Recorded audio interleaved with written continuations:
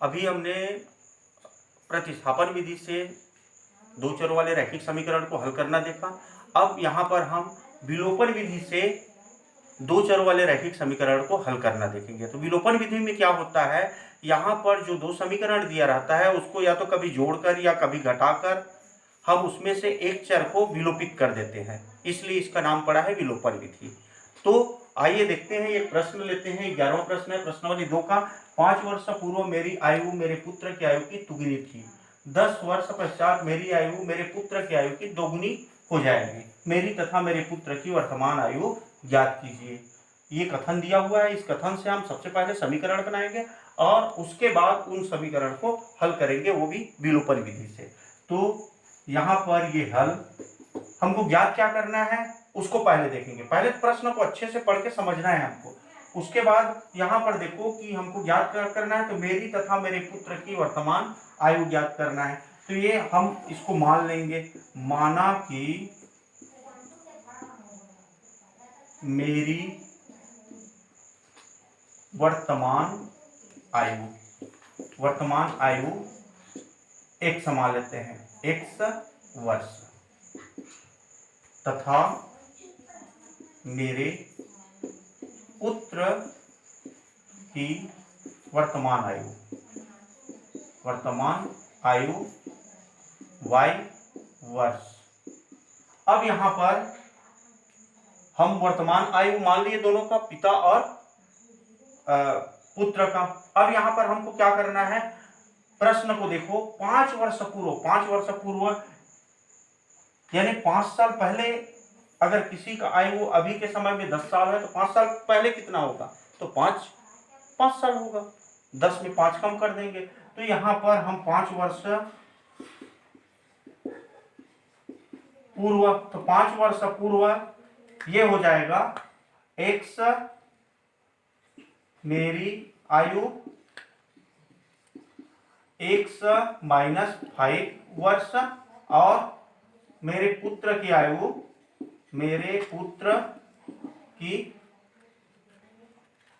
y minus 5 वर्ष हो जाएगा।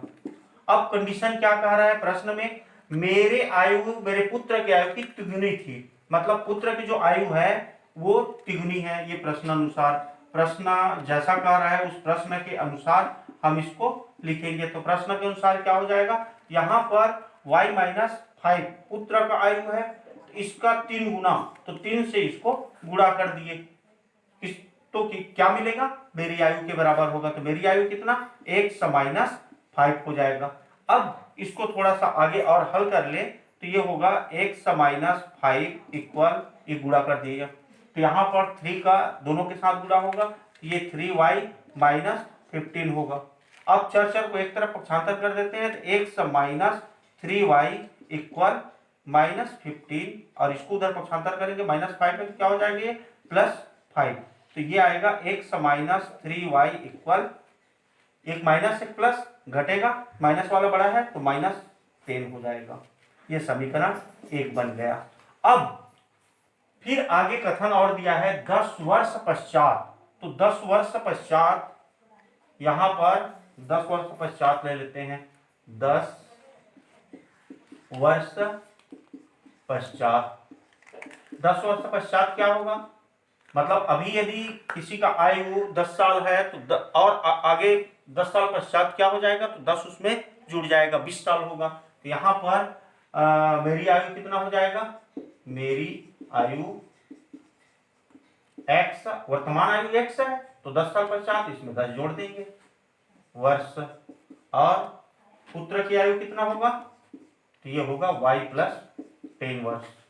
यानी पूर्व कहा जाए तो हमको कम करना है और पश्चात कहा जाए तो जोड़ना है। अब इसमें प्रश्न अनुसार क्या है, प्रश्न में कहा गया है कि पुत्र की जो आयु है उनकी दोगुनी हो जाएगी मेरी आयु। तो मेरी आयु है x प्लस 10, ये पुत्र की आयु y प्लस 10 के दोगुनी है, तो ये 2 का गुणा कर दिए। तो इस प्रकार से ये आएगा x प्लस 10, इसको गुणा कर देंगे, ये होगा 2y प्लस 10। अब यहाँ पक्षांतर कर देंगे, x ये माइनस 2y इक्वल, इसको उधर पक्षांतर करेंगे तो 10 माइनस सॉरी, ये गुणा होगा तो ये 20 हो जाएगा, तो ये उधर पक्षांतर करेंगे तो ये हो जाएगा -10। इस प्रकार से x -2y इक्वल 10, ये समीकरण 2 बन गया। अब हमारे पास दो समीकरण है, एक समीकरण ये है और एक समीकरण ये है। अब ये दोनों को जब हम हल करेंगे तो विलोपन विधि से हल करने के लिए क्या करेंगे, इसको जोड़ते घटाते हैं। तो जब जोड़ने घटाने के पहले ये देख लो कि जोड़ने से कोई चर गायब हो रहा है क्या, या घटाने से हो रहा है क्या, उसको हमको पहले ध्यान देना होगा। तो यहां पर देखो, अगर नहीं हो रहा है तो एक दूसरे के गुणांक से उसको गुणा कर देते हैं। मतलब पहले वाले समीकरण के किसी चर के गुणांक से दूसरे समीकरण को, और दूसरे वाले समीकरण के उसी चर के गुणांक से पहले समीकरण को। ये जैसे मान लीजिए हमको y को बराबर करना है, तो यहाँ y का गुणांक 3 है और यहाँ पर 2 है, अलग अलग है, तो इसको हम 2 से मल्टीप्लाई करेंगे और इसको 3 से करेंगे, तो ये हो जाएगा समीकरण 1 को 2 से एवं 2 को 3 से गुणा करने पर। ये साफ साफ आपको लिखना है, तो गुणा कर देंगे इसको, तो ये हो जाएगा 2 से गुणा कर रहे हैं समीकरण 1 को, 2x - 3 का हो जाएगा 6y इक्वल -10। अब समीकरण 2 को 3 से गुणा करें तो ये 3x - 6y इक्वल, अच्छा यहां पर ये 2 से गुणा करेंगे तो ये 20 हो जाएगा, ये हो जाएगा 30। यानी यहां 3 से गुणा किए हैं तो ये 3x हो गया, इसको 3 दूनी 6, ये 3 दहम 30। अब यहां देखो y दोनों बराबर दिख रहा है, लेकिन दोनों का चिन्ह समान है। जब दोनों की चिन्ह समान रहता है तो घटाते हैं, तो यहां पर घटा देंगे, इसको नाम दे दो समीकरण 3 और ये समीकरण 4।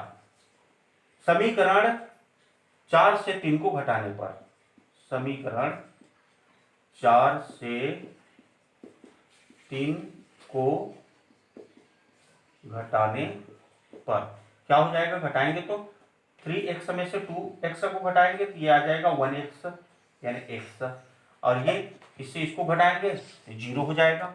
यहाँ पर क्यों 0 होगा, क्योंकि ये घटाने पर ये इसका चिन्ह माइनस है वो प्लस हो जाएगा, तो ये माइनस वो प्लस 0 हो गया। अब इससे इसको घटाएंगे तो ये माइनस है तो ये प्लस हो जाएगा, घटाने पर चिन्ह बदल जाता है, तो ये 30 और ये प्लस 20 इक्वल हो जाएगा 50, यानी x का मान मिल गया 50। अब इस मान को किसी भी एक समीकरण में रख दो, तो समीकरण 1 में या समीकरण 2 में, जिसमें आप चाहो उसी में रख दो। समीकरण 1 में x इक्वल 50 रखने पर क्या हो जाएगा, यहां पर x की जगह हम रख देंगे 50 और ये -3y इक्वल -10। थोड़ा यहां आ जाओ, यहां देखो ये 50 - 3y इक्वल -10, तो यहां चर को एक तरफ -3y इक्वल -10, ये 50 को पक्षांतर कर दो तो ये प्लस है वो माइनस हो जाएगा 50। अब यहाँ ये आया -3y इक्वल, दोनों माइनस माइनस है, माइनस करके दोनों को जोड़ देंगे ये 60 हो जाएगा। अब यहाँ पर y इक्वल -3 को उस तरफ ले जाएंगे तो -60/-3। जब भाग देते हैं गुणा करते हैं दोनों का चिन्ह समान रहता है तो प्लस हो जाता है, तो y इक्वल हो जाएगा ये, इससे ये कट जाएगा तो ये आएगा 20, यानी x का मान मिला 50 और y का मिला 20। और हम माने हैं इसको मेरे वर्तमान आयु, मतलब मेरी जो आयु है वो x है, x यानी मेरी आयु कितना हो जाएगा, मेरी आयु x कितना आया 50 आया, ये 50 वर्ष। और पुत्र की, तो पुत्र का यहाँ पर देखिए y माना था तो y इक्वल आया है 20, ये हो जाएगा 20 वर्ष। इस प्रकार से हम विलोपन विधि से किसी भी दो चरों वाले रैखिक समीकरण को हल कर सकते हैं, और ऐसे ही हमको हल करना है। अब हम यहाँ पर 3 विधियां देख चुके हैं, एक आलेखी विधि, दूसरा प्रतिस्थापन विधि और तीसरा विलोपन विधि। तो इस प्रकार से हम तीनों विधि में से किसी भी विधि से किसी भी समीकरण को हल कर सकते हैं।